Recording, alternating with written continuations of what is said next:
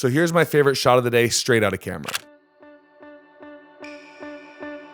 Now here is that same shot after editing.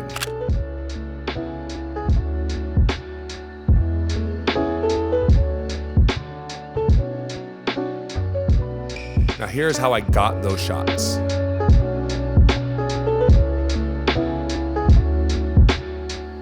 All right, welcome back to the channel. So, studio photography. That's something that I personally struggle with. It was the original kind of photography I got into. My first mentor was primarily, at the time, maybe due to COVID, was primarily a studio photography shooter. So I got to learn about strobes and backdrops and working with models very early on in my photography journey. I still struggle with it, and it's been a couple years now.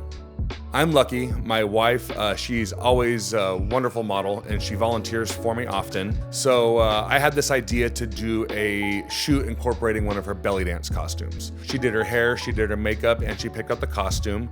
And we went and we did the shoot. So in studio photography, there's a lot you're juggling. What lens to use. I was tethering, the model, the backdrop, the posing.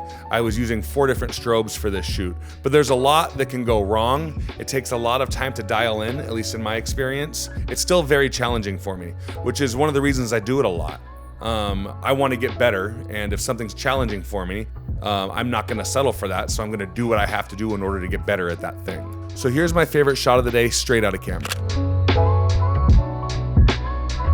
Now here is that same shot after editing.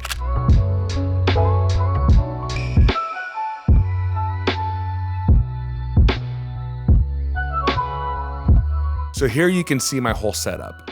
I'm using a Manfrotto tripod. I think it's a Manfrotto 550.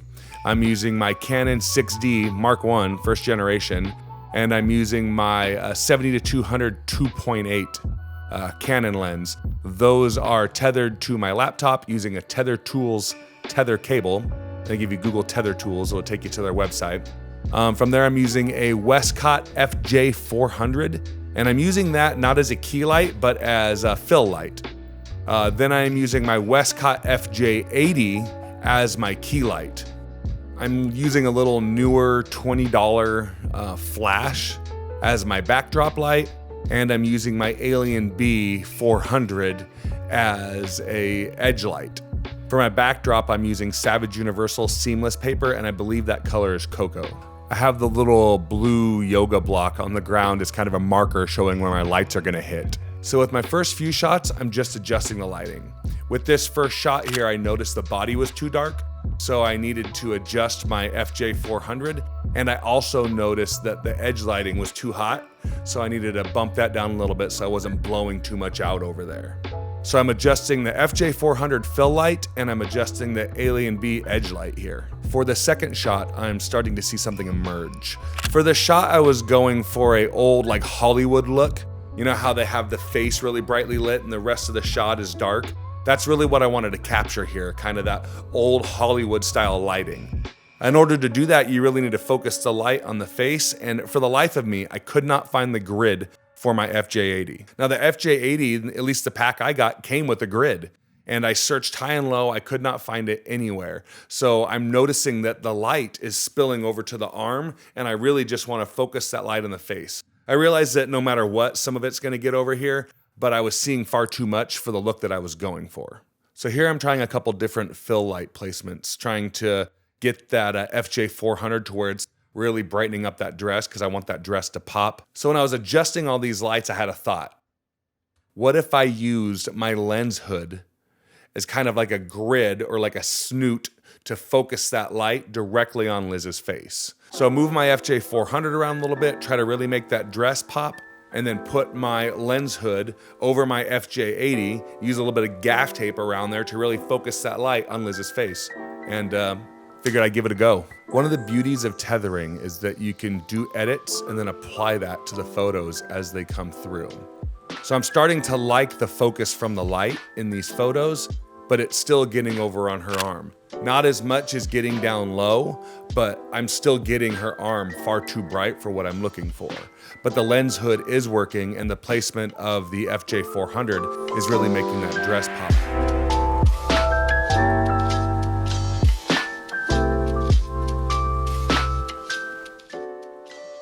So when it comes to what I initially set out to do, this photo represents that the most. I don't have too much spill on the arm. You know, from here up is kind of what's lit. The dress is really popping. After editing it, I think it turned out to be a really, really good photo. This isn't my favorite photo of the day though.